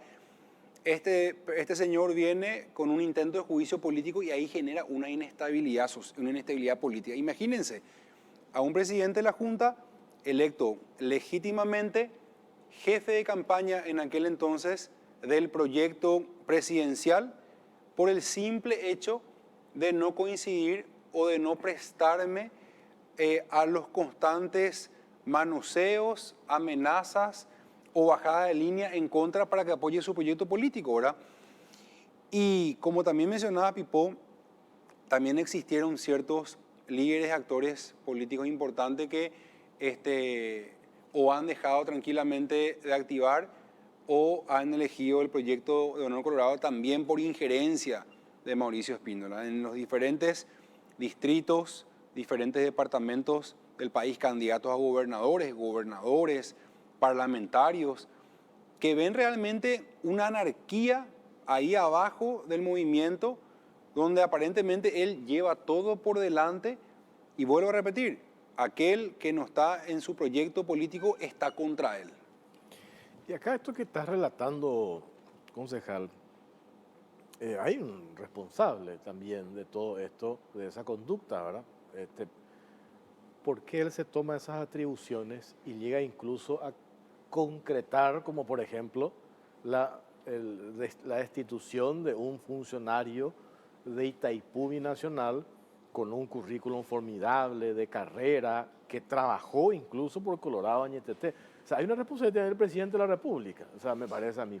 Y encima se construye, yo no sé si hablar del liderazgo de Mauricio Espínola, porque hay una cuestión con una dotación intelectual básica, precaria. Entonces, yo nomás digo, si estos son los jóvenes dentro de tu partido, el Partido Colorado, que tienen esa conducta, ese comportamiento de terror, ¿verdad? Me parece, porque no construye, ¿verdad? Al contrario. Entonces ahí nomás quiero preguntarte, ya que estuviste ahí adentro y entendés cómo funciona, cuando ellos instalan de que no se va a dar o no quieren abrazarse con líderes del otro movimiento interno dentro de tu partido, esa es una cuestión que está nomás en la cúpula, que no permea en la dirigencia de base, en los afiliados de tu partido. ¿Está ahí en la cúpula o cómo es eso? Realmente, Jorge, fue también una situación que a mí me preocupó mucho. También me llevó a tomar esta decisión. El exceso de mezquindad, mediocridad, malicia con quien él y otros actores de su mismo equipo o de su mismo equipo de trabajo actúan, ¿verdad? Ya lanzando anticipadamente que no van a acompañar al Partido Colorado, si de no ganar su proyecto político, o si gana Santiago Peña, Horacio Cartes. Y aquí, Jorge, Pipo y audiencia, mis únicas convicciones están dentro del Partido Colorado. Yo creo en el partido, creo en su doctrina. Estoy seguro que el Partido Colorado es y va a seguir siendo la mejor herramienta de transformación y redención social de los paraguayos. Y escuchar eso de jóvenes a quien el Partido Colorado lo ha dado todo, a quien lo ha posicionado, un poco fruto del azar, un poco fruto también del acompañamiento de algunos amigos en el lugar donde él está, realmente me da mucha pena. Y como joven yo no puedo tolerar estas actitudes mediocres y mezquinas de este señor. Desconozco muchas veces si lo hace con aval o no del presidente de la República, pero sí estoy seguro que este señor realmente se lleva todo por delante y claramente es un líder destructivo, mezquino, intrigador, que utiliza las herramientas y las instituciones para forjar su liderazgo o para generar una adhesión social o una adhesión de los dirigentes, cuando eso debe decantarse a nivel natural. Así como nosotros nos hemos sometido al soberano con muchos presidentes excepcionales, dirigentes, amigos, que hemos trabajado sin padrinos, sin patrones, sin nadie que baje la línea, sin nadie que tenga que coaccionar al correligionario o al dirigente para lograr esa adhesión hacia nuestra persona. No quiero hablar de mí mismo, ¿verdad? Pero nosotros somos fruto de las luchas partidarias dentro del partido de manera autónoma y genuina. Y bueno, siento mucho porque finalmente es también un joven y es un correligionario. Lo que sí te digo, Jorge, es que nosotros desde el 19 de diciembre nos vamos a descansar, en primer lugar para unir a la familia colorada, para lograr esa concordia que él mismo también, con otros amigos, eran los principales simpatizantes hace apenas 8 o 9 meses, y hoy en día son los principales destructores, son los principales constructores de murallas. Nosotros somos constructores de puentes y a partir del 19 de diciembre vamos a unir a la gran familia colorada en la capital y también, por supuesto, llevar a la sociedad paraguaya a un excelente candidato como hace Santiago Peña. 14.000 votos tuviste vos, 14.000 y un poquito menos tuvo Turi Capello. Ustedes son los el jefe de campaña en Capital, vos sos el adjunto hoy. Cuando ustedes salen a recorrer, vos saliste a recorrer, ¿hace cuánto saliendo a recorrer esto por esta campaña? Por lo menos 4, 5, 6 meses, 7 meses atrás, 8 meses atrás, y sentí la temperatura, ¿verdad? Y decís, bueno, a la gente le vamos a votar por este gobierno nuevamente, vamos a votar por fulano, vamos a votar por engano. Cuesta también vender, me imagino, ese producto, ¿verdad? Cuando uno ve la situación del país, cómo está, y convencerle al votante que cree en vos, porque a vos te votaron 14.000 tipos que creyeron en vos, pese a que inclusive tu candidato a diputado, a intendente no ganó, ¿verdad? Pero vos fuiste el más votado. ¿Qué se siente en la calle? ¿Cuál es la prioridad? Porque siempre cuando decimos, Jorge, hay una agenda mediática que dice una cosa importante, le dan importancia a determinados temas, y hay una agenda real, lo que pasa en el país, lo que siente el ciudadano de la calle, el ciudadano asunceno que ustedes recorren. ¿Qué es lo que realmente ve la gente? ¿Qué siente la gente? Bueno, nosotros, Pipo, cuando conversamos con Santiago Peña, un candidato, una persona a quien yo ya lo conocí porque trabajé con él en el 2017, y más aún ahora cuando cerramos el acuerdo de trabajo, un acuerdo basado en una agenda para el ciudadano, sin ningún tipo de condicionamiento, sin ningún tipo de nada más que pensar en la gente, porque a mí me preocupa, Pipo, que mañana es lunes y por ahí Juan Pérez no tiene para cargar el combustible de su moto porque sube cada día más, el joven que sigue todavía sin poder acceder a un primer empleo, o el joven que tiene que dejar su trabajo porque tiene que ir a la facultad o viceversa, o dejar la facultad porque tiene que seguir trabajando. Eso es lo que nos preocupa y hoy en día realmente tampoco tenemos que esconder hoy por cuestiones también externas, globales y también por cuestiones internas estamos en una mala situación. La calle realmente está dura, el joven cada día tiene menos esperanza en sus autoridades y en la clase política. El padre de familia no tiene posibilidad de poder llevar un plato de comidas a sus hijos. Hoy, a lo mejor, quien me está viendo pudo acceder a un plato de comida, pero todavía hay 1 millón de paraguayos que no pueden acceder ni siquiera a un plato de comida o lo hacen de manera insuficiente. Y esa es la preocupación que tenemos con Santiago Peña. Y por ello es, Pipo, que al margen de estas componentes políticas que finalmente está en un microclima nuestro, automáticamente yo podía también haberme quedado en mi casa o dedicarme en un 100% a la actividad municipal. Decidí acompañar al candidato Santiago Peña, porque creo en la visión que él tiene para el Paraguay, creo en su coloradismo, creo en que va a ser un gobierno que realmente va a poner en primer lugar a la gente. Y creo sobre todas las cosas en el gran equipo de trabajo, porque realmente me han hecho sentir como en mi casa, desde las primeras crisis que han suscitado en aquel momento cuando era parte del movimiento Fuerza Republicana, siempre sentí ese acompañamiento por parte del movimiento, ¿verdad? Lo cual que también a mí me hizo también decir que, bueno, por lo visto es el lugar donde yo también debo desarrollar una plataforma y una agenda política que tengo en conjunto con todo el equipo de trabajo. El daño, nomás que ya mencionaste vos lo de este muchacho Espínola, digo, el daño que se le hace también a la dirigencia joven y a la política en general, ¿verdad? Porque esto que vos mencionabas, lo que le preocupa a la gente en el día a día, ese discurso de odio, de enfrentamiento, de peleas, de ataques, de mentiras, ¿verdad? Pues yo Sí, he el escuchado, chisme. claro, el chismerío, las mentiras, ¿verdad? Porque digo yo, alguna vez tenemos que un poco elevar el nivel del debate. Y sobre todo cuando ustedes, que son mucho más jóvenes, digo, elevemos ese nivel del debate. Nosotros venimos históricamente en nuestro país de enfrentamientos políticos que nos llevaron a situaciones luctuosas, ¿verdad? Lo que pasó en el 99, marzo paraguayo, magnicidio, etcétera, etcétera. Esas divisiones así tan marcadas que al final, ¿quiénes pierden? Pierde el Paraguay, pierde la gente.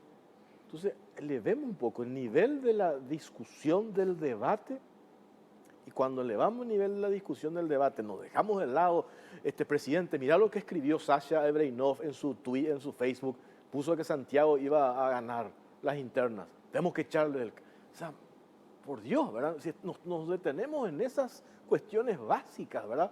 Cuando que hoy tenés números escandalosos de un gobierno que ha generado 300.000 nuevos pobres, de un gobierno que ha robado en pandemia.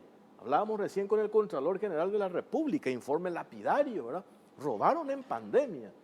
Entonces, sí, la sangre nueva de ese partido hoy metido otra vez en esa roña, en las mentiras, en las acusaciones falsas, ¿verdad? Entonces, al final también el partido mismo, ¿verdad? No logra oxigenarse tu partido, ¿verdad? Yo creo que todo eso también contribuyó a que vos digas, espera un poco, yo no puedo seguir acá, no puedo yo seguir avalando, al permanecer de alguna u otra manera vos estás avalando, ¿verdad? Entonces yo creo que también esto influyó para que vos digas, bueno, yo salgo acá y me voy a identificar con el otro equipo donde por lo menos hay cierto nivel de debate un poco más constructivo, ¿verdad? Asimismo, Jorge, realmente esto no fue algo abrupto, algo que surge de la noche a la mañana, sino que ya seguidilla de acciones por parte de este compañero, aproximadamente 6 meses, sumándole también a otras mezquindades que tuvo con dirigentes, presidentes seccionales, compañeros que trabajaron y que trabajan también por el movimiento Fuerza Republicana, porque también quiero hacer un paréntesis, Jorge, le escuché decir que lo hicimos concejal, municipal. Nosotros tenemos un equipo autónomo, un equipo libre, un equipo que no se mueve en base a imposiciones, y nosotros también decidimos apostar en su momento por Compromiso Republicano, porque encontramos en Daniel Centurión un excelente candidato, un lujo realmente como candidato a intendente y hoy en día como candidato a diputado. En plena pandemia, en plena crisis del juicio político, también nosotros colaboramos en aquel momento y dimos también la cara en su momento por el gobierno. Lo que mencionabas, Jorge, yo siento mucho, vuelvo a reiterar, porque si esta es la juventud del partido, que tiene que salir a hacer acusaciones fundadas o infundadas, en su mayoría creo, porque tampoco se ha presentado ninguna prueba de todo lo que se llena en la boca este señor, realmente es peligroso para la salud del Partido Colorado. Y yo les pido y les insto a los compañeros, más allá de las preferencias que uno pueda tener hacia uno u otro candidato a diputado, los que están también con Mauricio, que no se dejen llevar por estas acusaciones, que no se dejen llevar por estas mezquindades, porque así mismo como actúa en el interior de Fuerza Republicana, ya vemos que también actuará a partir del 19 de diciembre. Y ahí es cuando tenemos que entender que el país está por sobre todas las cosas. Y la salud del país depende en gran parte de la salud del Partido Colorado. Y si hoy en día tenemos un Partido Colorado dividido, o tenemos un Partido Colorado que unos cuantos quieren instalar unas luchas intestinas, unas luchas encarnizadas por encima de la doctrina, de las propuestas, estamos realmente degradando el debate dentro del partido. Yo deseo y espero que en este proceso electoral pensemos en la gente, veamos cómo vamos a devolver nuevamente, cómo vamos a volver a llenar las heladeras de los ciudadanos, de los compatriotas, cómo vamos a volver a darle nuevamente esa esperanza al ciudadano. Ese debe ser el foco del debate, Jorge y Pipó, no tanto entrar en acusaciones personales o por ahí en especulaciones, sino que más bien trabajar y bueno, enérgicamente llevemos adelante el debate, pero basándonos en propuestas, no en persecuciones, en intrigas y en divisiones reiteradas y sistemáticas. Absolutamente. Tengo que hacer la última pausa, Sí, Pipo. yo para la vuelta quería hablar con él justamente del tema de qué sirve tanta presión y tanta humillación de la dirigencia o de los funcionarios públicos, y a la larga todos sabemos que esto es una cuestión en el cuarto oscuro del vota por quien quiere, ¿verdad? Pero eso podemos dar la vuelta. La vuelta a la pausa. ¿Qué tenés? Tengo que hablarte de Basa nuevamente. Viaja tranquilo con Banco Basa, pagando hasta en 12 cuotas sin intereses con tarjeta de crédito de todas las agencias de viaje y aerolíneas del país. Banco Basa, cuando quieras, estamos.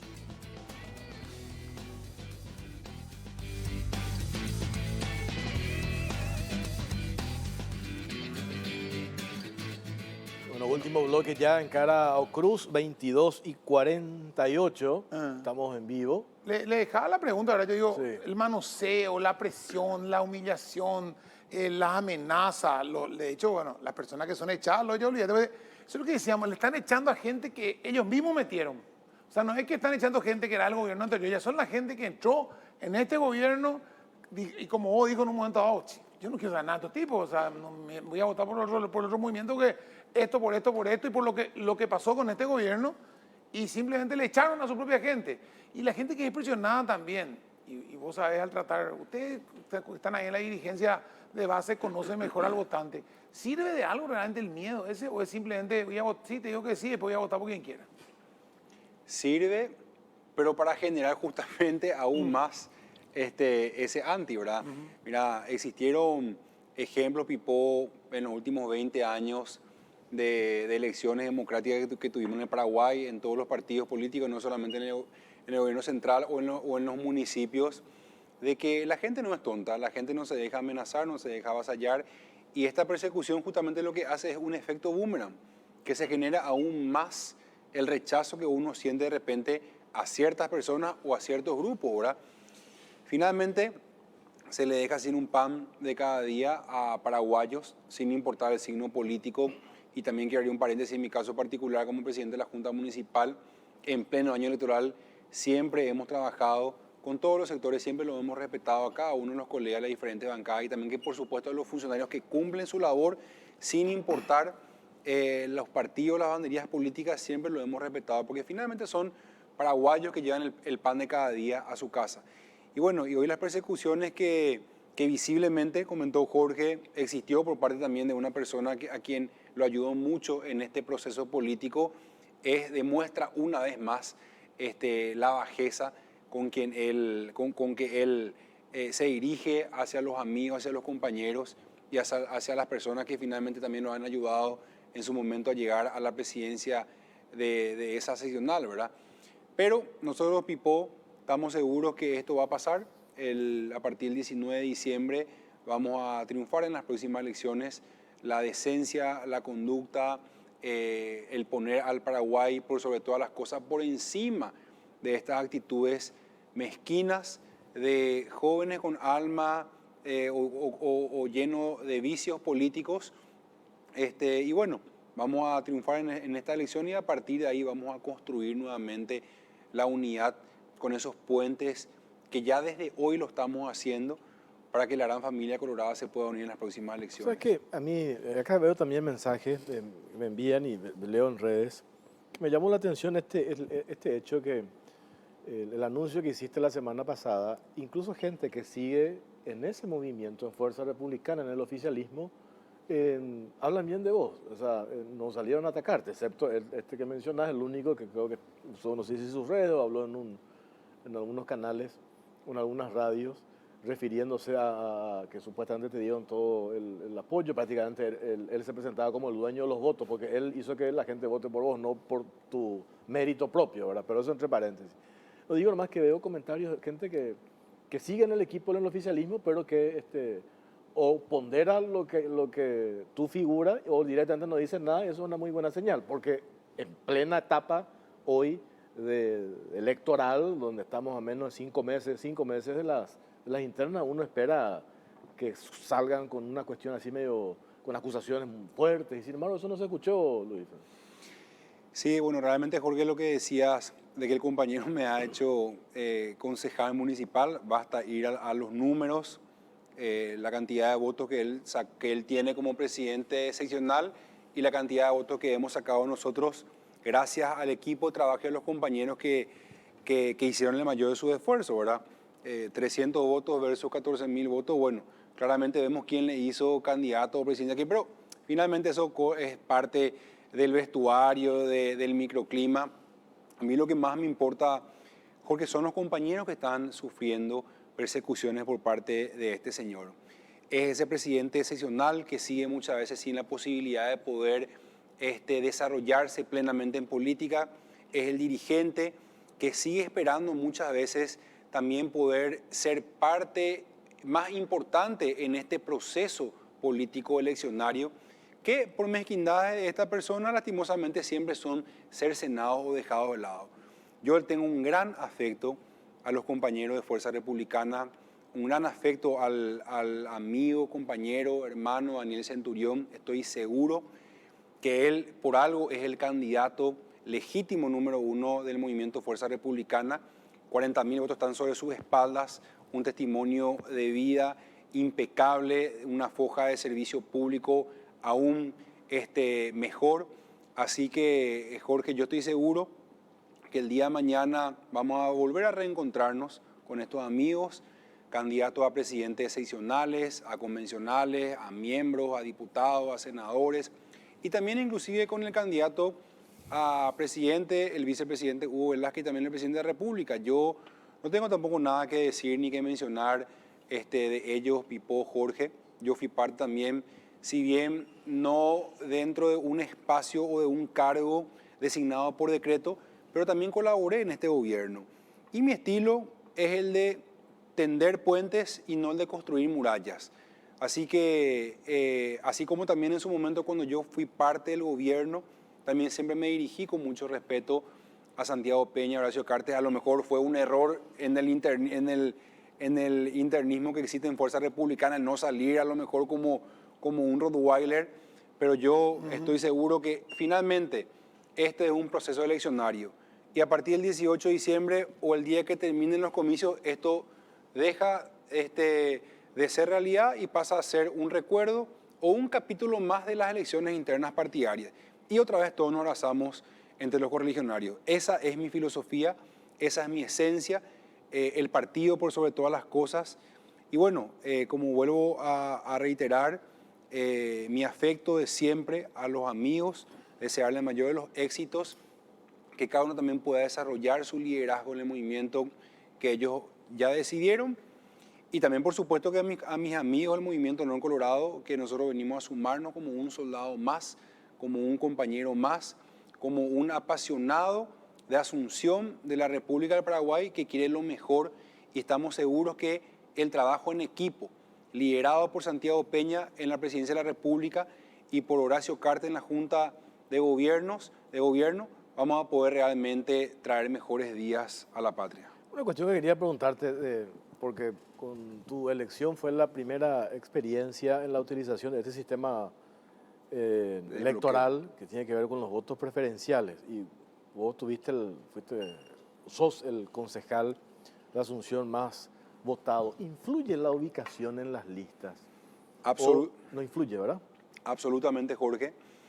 En mi caso particular, nuestra lista en las internas fue 32C, no es ni lista 1, 2, 4, 5, 6, 2 dígitos, 32C, opción 3. Hubieron 2 listas a 32C y 32B, B de B larga. Una polución electoral, yo estaba en el número 3, primera vez que se llevaba adelante este sistema, pandemia de por medio, sí, donde no se podía tampoco patentar mucho el número de lista de la ubicación, y de ser la opción 3, terminé siendo opción número 1. En otros distritos, ya en la etapa de la lista 1, creo que en Coronel Oviedo y otros distritos más, candidatos que estaban en la ubicación número 2, número 3 o número 4, terminaron siendo número 1. Colegas míos en la lista 1, en las generales, del lugar número 20 pasan al lugar número 10. Del lugar número 18 pasan al lugar número 9 o número 8. Realmente no incide absolutamente nada. El miedo siempre está, pero Pipo, Jorge, audiencia, yo realmente pude comprobar de que la gente sabe votar. Cómo elige ya entra en el foro interno de cada uno, pero de que la gente sabe votar, la gente sabe votar. Identifica perfectamente. Y vota la persona, o sea, no es ahí, yo le hice ganar a fulano, yo le llevé los votos. Claro, por eso preguntaba. Porque vos, dicho cuánto, ustedes tenían la mitad de la lista y la otra mitad de la lista del otro movimiento, en la general, ¿verdad? Y cuando llegan a votar tienen, 24 miembros, 24 personas para elegir. Y te eligen otra vez a vos, y te aumentan la cantidad de votos. O sea, ellos eligen porque quieren, no porque fulano le dice o fulano le dice. Ellos van a votar porque el que les gusta. Y eso es lo que yo digo más aún, o sea, se habla del voto del Asunceno, es uno de las capitales, ¿verdad? Departamentales, es un voto más crítico, más analizado a lo mejor, y el que sabe que no les pueden estar, porque a lo mejor allá en el fondo puede ser que esté un tipo encima tuyo mirando lo que apretás, pero acá, en Asunción, es muy difícil tener una colegio electoral mirando lo que apretás y lo que no apretás. La gente ya sabe que no se sabe por quién se votó. Es muy difícil, y además que también con este nuevo sistema también existe un recíproco control entre integrantes de la misma lista. Fíjate que fuimos 24 en las elecciones generales, y por supuesto que el control lo hacíamos los 24, claro, sumándole también a los otros partidos políticos de los diferentes movimientos, ¿verdad? Es decir, yo realmente estoy muy conforme, no solamente por mi resultado en sí, sino porque también da legitimidad en los colegiados. Hoy en día tenés verdaderos líderes con una agenda propia, con un eje de trabajo que diseñó a lo mejor con su equipo de trabajo.